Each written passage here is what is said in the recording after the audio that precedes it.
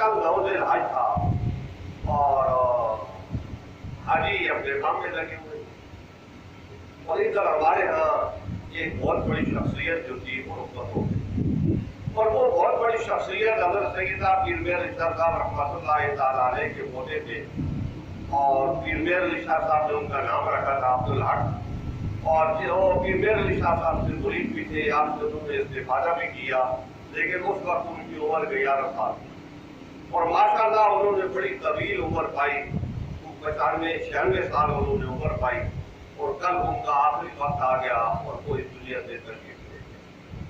हज़रात गिरामी, मीडिया में उनकी जनाजे की तस्वीर जो है वो आपने जरूर देखी होगी, और वो लोग देख रहे हैं, उसके ऊपर बातचीत भी कर रहे हैं।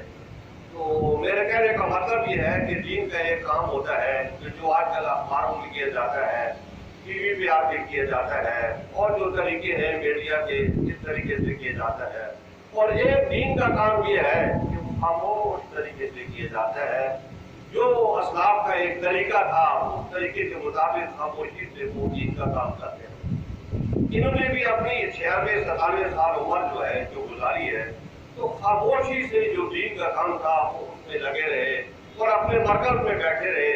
कभी उनको तमन्ना नहीं हुई होगी कि अखबार में कोई बयान दूं, अखबार में मेरी फोटो आए, और इसी तरीके से कभी उनको ये तमन्ना भी नहीं हुई कि मैं टीवी पे आऊँ, कभी उनको ये तमन्ना भी नहीं हुई कि मैं मोबाइल पे आऊँ और लोग मुझे देखें ना। वो इन सब चीजों से दूर होकर खामोशी के साथ जो उनका काम था वो करते थे।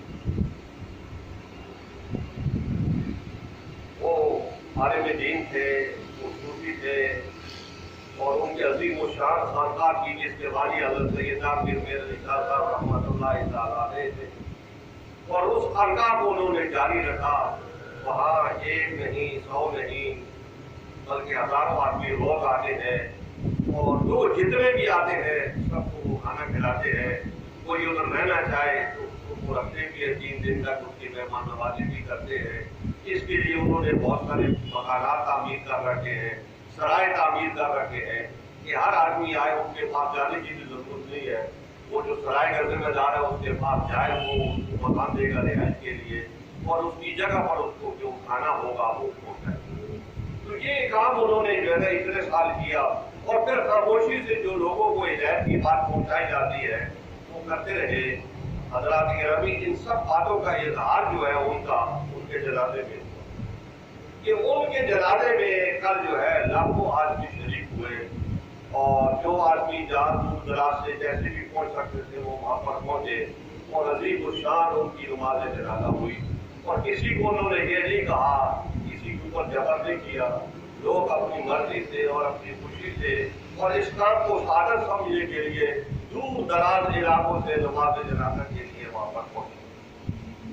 और वो लाखों का इज्तिमा जो है वो ये बताता है कि ये हज़रात सूफी इकराम लोगों की गर्दन पर नहीं, लोगों के दिल पर हुकूमत करते हैं। उन्होंने 97 साल खिदमत करके दीन की ये बात बता दी। इस बात से उनकी नमाज जनाजा में जो हुजूम था ये उसने ज़ाहिर किया है कि लोगों के दिलों में उनका क्या मकाम था और क्या मर्तबा था। और फिर उन्होंने ये भी बता दिया कि हमें ढूंढना हो तो हम लोगों के दिलों में रहते। तो इस तरीके से उन्होंने अपना अमल करके ये बता दिया। वो बुजुर्ग हस्ती थे और कल वो इस दुनिया से तशरीफ ले गए। हर आदमी ने जाना होता है, जैसे उसके आने का वक्त होता है उसके जाने का भी वक्त होता है। तो जब वो आए होंगे हज़रत पीर मेहर अली शाह साहब जैसी शख्सियत जो है उन्होंने खुशी का इजहार किया होगा। जिस तरीके से एक दादा को अपने पोते की पैदाइश पर खुशी होती है, तो इसी तरीके से उन्होंने भी उसकी खुशी का इजहार किया है। लेकिन आज उनके जाने का वक्त था तो वो चले गए। तो जब जाने का वक्त होता है तो आदमी चला जाता है, लेकिन उनकी यादें रह जाएगी।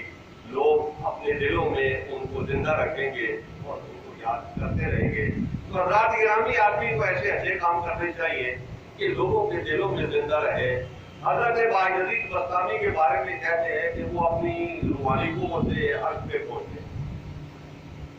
अर्श पे पहुंच गए तो वहां फरिश्तों से मालूम करते हैं कि मेरा रब किधर है।